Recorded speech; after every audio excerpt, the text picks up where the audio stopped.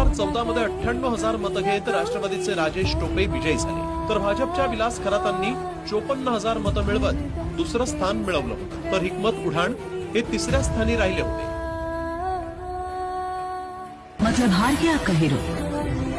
हार गया. अब क्या करेगा आपका हीरो मिलेगी बात? घायल शेर की सांसें उसकी दहाड़ से भी ज्यादा भयानक होती है.